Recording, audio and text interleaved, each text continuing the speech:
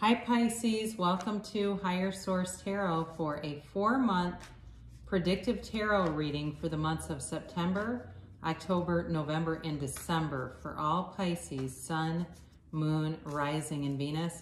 And I want to thank all of you who have been watching the readings, and definitely those of you that hit that thumbs up button and like a video. It does something to the YouTube algorithm so that more people get to see the readings, so I appreciate that, and certainly all of you who have subscribed to the channel. And if you're new here, I'd love to invite you to join us and become a subscriber. I do readings every Friday and then typically again on Monday or Tuesday, so twice a week. So if something doesn't resonate with you, check back because there's always another reading coming. And you can also check another part of your chart. There's plenty of readings on the channel for that too. So let's begin and get the guidance here for Pisces. What does Pisces need to know, please? Sun, Moon, Rising, and Venus. What does Pisces need to know for the highest good of all concerned for the next 4 months? The energies for the next 4 months, please, for Pisces. All right, so we'll start off and we're going to go month by month. We'll, of course, begin with September here. And we'll get a couple of cards from the bottom, a few cards to clarify as we go along. So you begin here with the 8 of Pentacles in September, the Queen of Pentacles, the Emperor, and the 5 of Swords. In October, you bring in the 10 of Pentacles, the Devil, the 8 of Cups, and the Queen of Swords. November, you've got the Ace of Wands, the Tower, the 4 of Pentacles, and the King of Cups. December, you have the 9 of Cups, the 2 of Swords, the King of Swords, and the 3 of Pentacles here. The bottom of the deck, this is interesting. You have Temperance, the Ace of Swords, and the World as clarifiers. So you're definitely moving on from something and getting some recovery around some issue. It does feel though, I mean, you're making money too, by the way. Money is definitely here. But what it feels like is you trying to detach yourself from somebody. And that may have very well been a relationship that is here right now and is going to end, or it's on its way out. It's already been ended, but there's some obsessive kind of toxic energy around it that keeps pulling you back, or it could be vice versa, but just trying to make sure you can see these. Sometimes I see what it is. Okay, sorry about that, guys. I try, and then, I have not been reading right before this, so you get a fresh reading, but you also get me trying to figure out the organization. So you begin here with this 8 of Pentacles, and you're very focused. You are determined.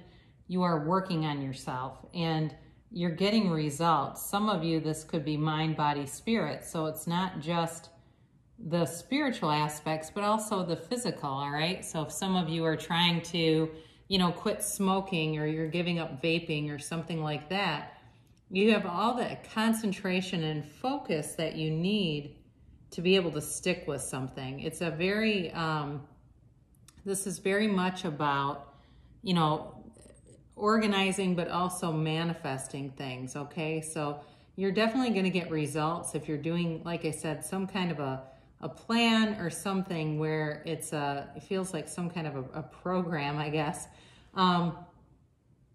This is also too, like, it's nose to the grindstone, yes, but it's also about sort of this feeling of acceptance, but also recognition that investing in yourself is a great investment, okay? And especially too, because you have the Temperance and the World over here as clarifiers, and you have the Ace of Swords. But, with this Temperance card, this is very much about go with the flow and healing. It is a card of major healing, and it's a beginning of a new cycle. So you're going to have some communication that comes in this next 4 months. I do feel like there's an apology coming towards you, but in a way it frees you. It definitely frees you up So again, all this investment on yourself is time well spent, Pisces, with the Queen of Pentacles here. Very gentle energy. She's very much like the Empress. New things abound around you. And there's definitely stability with money in several cards, but especially here. Look at the scale of that pentacle that she holds, and she admires it because she knows that she did that. Okay, so those of you that like Abraham Hicks, when Abraham talks about Esther having fun creating problems for herself and going, I did that too. In this case, it's like knowing, you know what, I knew that was going to happen. I drew it out in my mind. I used those imaginal resources that are available to any of us. I connected with my higher source, my higher power, whatever you want to call it, and I let go, and there it came. There it showed up. All this growth around you. It's all new growth. Some of you, for work, it's definitely going to bring in good, there's money here, all right? Somebody, I feel like, might transfer to another location of a job. And I actually got a glimpse while I was laying down the cards. The card didn't come out, but I got a glimpse of the Three of Pentacles too here. So I do feel like I didn't get the card, but I just kind of saw it for a brief second, not long enough to, not like it was coming out and I could get a hold of it, but enough that it sticks in my mind. So we'll include that. But it does feel like some kind of movement, forward movement based on this money. And you've got Aries energy here. So I didn't really talk about this. I apologize. But you have certainly Earth, Taurus, Virgo, Capricorn. You have Capricorn in the Devil. You have fire energy. You have Aries in the Emperor, Sagittarius in the Temperance card. Plus you've got, you do have the Ace of Wands here too. You have air energy, Gemini, Libra, Aquarius, and Cups, Pisces, Cancer, Scorpio. Oh, you know what? The Three of Pentacles is here. I'm totally sorry about that. It was the last card. No wonder it was on my mind. I apologize. I guess I thought it was, I thought I saw it. I don't know. I apologize for that because I definitely remembered seeing the card. That makes sense now. So anyway, you've got the Emperor here, and this is all about structure and authority and really moving forward with confidence, okay? Nothing is going to rattle your cage. Sometimes Pisces can get mired down a little bit in indecision, and especially with the Ace of Swords here, you've got clarity of thought and mind and not needing to put other people first ahead of you. And this is not in a narcissistic way, but it's more about breaking free from codependence. And I just looked at the Devil when I said that. There's a lot of truth in here. There was some level of a codependent relationship that it's time to clean the slate, clear that out, move that energy away from you. And you have it again here with the Five of Swords. You are not going to attend every fight you're invited to. So you're going to be done with the conflict. This is a change, all right, with a 5. And the change prompts you into a really beautiful energy of bringing forward your heart's desire here. So I do feel like for some of you, you've ended a relationship and you're bringing in a new one. That'll be so much, it'll be so much better and more balanced, and just, it feels like fun. It feels like a real breath of fresh air for you. So you've got here in October, you start off here with the Wealth card, or the Ten of Pentacles. And this card is a lot to do with its harmony, its wealth. It's a really beautiful, it's a beautiful cycle for everyone around you. All right, the people who are meant to go are going to go because they can't stay in this vibrational pattern. They're not a match to it.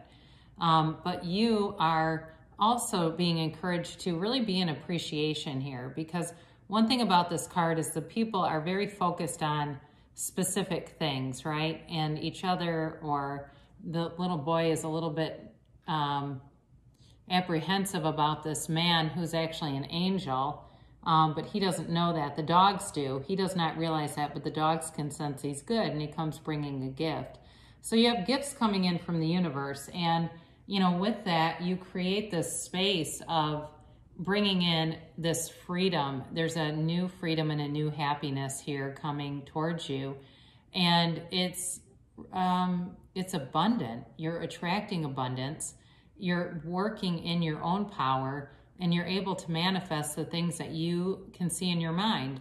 And one thing about that, sometimes people get hung up and they say, well, I've been trying to manifest, it doesn't happen for me. Part of it is sometimes they're seeing themselves as a third person. They're seeing it from third person. It's first person perspective. See it through your own eyes. Because I've even heard stories of people manifesting what they wanted was somebody else in the scene. And it's the exact scene. And they've done that by doing a third person technique. So always do first person. But believe, if you can see it in your mind, you can have it in your reality. So I mentioned codependence before, and you've got the Capricorn energy here in the Devil.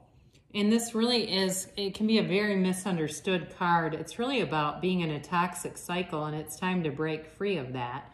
Again, there's codependence here where either you or the other person was doing a lot of things for each other, but it was done in a way because it controlled the other person's mood. And people that have been in this before will understand that. It's not just doing things to be nice. It's doing it because if you don't do it, you can't stand being around the person. That's different. Like they are so mopey in a drag that you almost feel like you have to do this because you won't get the best side of them. No, that's another thing to manifest, that you always get the best side of everyone. That may be a good thing to write down if you're somebody who's had this and it's kind of this limiting belief that hangs out.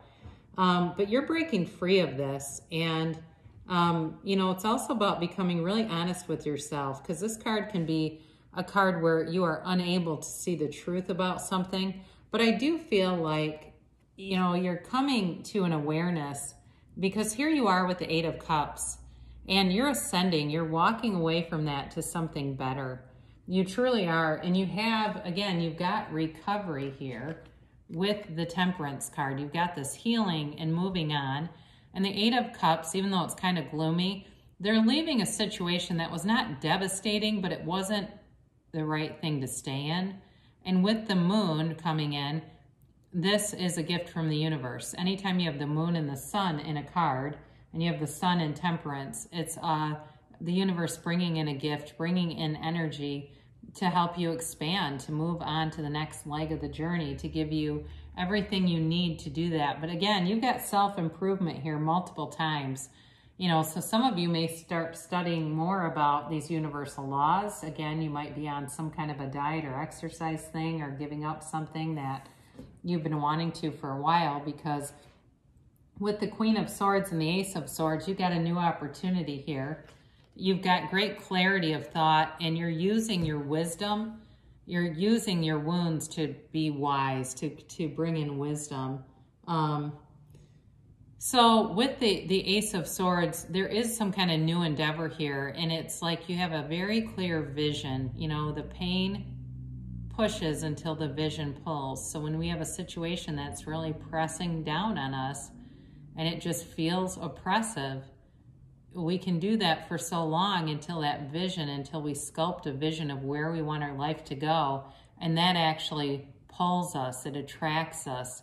You radiate the things that are inside of you, your vibration, your emotions, your thoughts that become collectively that vibrational experience. You're radiating that. And so whatever you're radiating is pulling you, right? So you will, with this new clarity, and also too, I always point this out when I see it in cards, you have it here twice with the two aces, and the next one's coming. These little things that are falling are called yads, and they are the first letter of the name of God in Hebrew. They're gifts. They're the universe pulling in gifts towards you. So as you move into November, you begin with this Ace of Wands, but you also have, you've got kind of this quick wit sharpness of the Ace of Swords.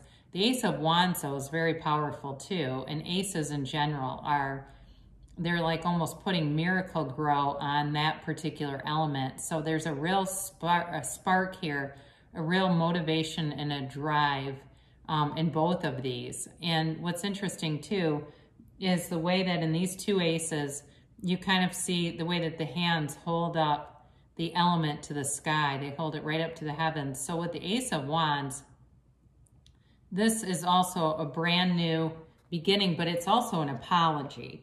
All right. So if there is somebody that is here wanting to manifest a reconciliation, you've got an olive branch being extended. You do have one. And, or if there's a past situation with a job too, there's an apology here. But it's really about waving your wand and things happening. Okay. So there's a quick turnabout here when you get into November. I feel like you turn a little bit from all the money and more into the relationship sector and what's going to happen there. Because there's real passion here. There's a magnetic attraction. There's real chemistry here. But it's not without some challenges. I'm going to be honest with you there. It feels like you have to with this tower. Again, oh, I forgot this has the yods in it too. You got it 3 times. So the reason why this has those yods in it is that the tower symbolizes the universe demolishing something that was not sustainable to bring something so much better in. And so if you've had a past relationship and you want a better relationship, it has to be exited, all right? It will not, the universe will not keep something in place that's oppressing you. So it's like releasing this oppression within yourself, releasing old attitudes and behavior, especially with that codependent devil. You are letting that SOB go. And it really is about dying into spirit, okay? It's letting go of the ego. And it's a big shakeup. It really is. It's a real transformative energy, but the reason is always good. In the end, the universe brings into us what we want. So I see this 4 of Pentacles, and it's interesting because he clings on. You know, this is a Klingon. He's completely different energy from the Tower. So it can be a couple of things. One is there are some people that may be slow to let go of their old habits, but it won't stop until you just surrender to win. So he's the miser of the tarot, and he's very closed-minded. So the other thing that it could be are people around you who are having a hard time watching you change, Pisces. They see the changes and it's scary to them because they are, especially somebody who's been codependent, they don't want that. They want you to sustain them. And so there may be some people who are naysayers, and you may find you do better if you keep your transformation somewhat to yourself or limited to supportive people who will tell you the truth, but they'll also praise you as it's warranted, you know, because I feel like you need some of that TLC around you. But either way, you've got it because you've got the King of Cups, and he's very nurturing and he loves self-improvement.